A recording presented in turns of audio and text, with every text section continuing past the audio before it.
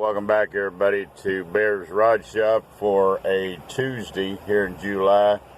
Gonna be like 100 again today. Still back on the Dodge early this morning, trying to beat this heat. I have got to get this ductwork out, and while I'm at it, to weld up this dash proper, it's got to come out anyhow to get that stinking evaporative core in through the top of that box. I am really regretting not drilling a small hole about a ½ inch, running my optic camera inside there and seeing how close, and if I was to cut the face of that open, I think I would save myself a lot of grief. Now, that's not the proper way to do it. It's not the way my rod shop has done business before, and it's my personal truck, but getting this dash out of here and up, to get that lid up and off and that core out of here, it is a booger. Now, we're going through here. We got the gauge cluster all out here just about an hour ago. That's a chore. Do have a few pieces that were already cracked, so I've got probably a good couple hours of solder, using solder iron to weld all this plastic back, and then I'll have to fill it and I'm just going to shoot the whole dash. It's in really good shape, but when I get through with these, I can't just spot paint it in. Now, let's get down to the real kicker this morning. Pop rivets. No, they couldn't put screws in there. So, first thing I do is I go get my drill, right angle drill, too big. Cut the bit off, too tall. Now, we'll put this down here on the floor.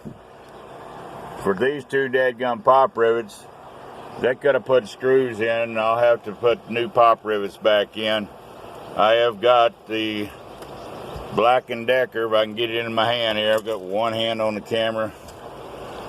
And we're going to go in here, and we're going to have to grind the heads of these pop rivets off. And I'm not worried about setting any fire in there. I've got a spray bottle of water here. But I want you guys to see the nightmare it is to pull one of these dashes. I believe a customer comes to me with one of these first gens and wants me to even put lights into the gauges, LEDs. I'm going to tell them $1,000, maybe $1,200. I am going to end up wasting probably a good 8 to 10 hours easy on this project. Then I got to reassemble it. But while I'm at it, the wife just took the gauge cluster in. I am going to go ahead and put LEDs in it. Got a whole assortment of 12-volt LEDs, and it'll make the dash really nice at night. One thing was missing was the underdash light panel, and the wires are there, so I'm going to probably get with LMC and get me an underdash light as well.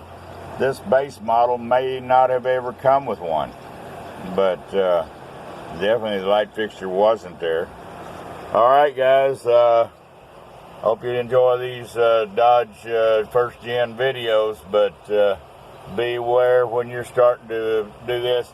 Now, the earlier year models, I think it was started 90 and down, that box separated in two halves, and this would not have been carried out. So I said that yesterday in the video. I think the dealerships needed more, shop hours, and I don't know, back in 92 and 3, the shop rate was probably $60 an hour, maybe less than that. Now most of them are $185 to $200 an hour per man. And this job here, like I say, on the Chilton book, I'm going to look it up. I've got an old Chilton's in there, shop hour book. But here's what we're looking at. Here's a good old Texas sun coming over the top of the house, and fixing to have to hang up the shade there on this east side. Y'all have a good one. And please send me some comments, and I may have a few more gray hairs after I put this all back together. Bear's Rod Shop, we're out of here.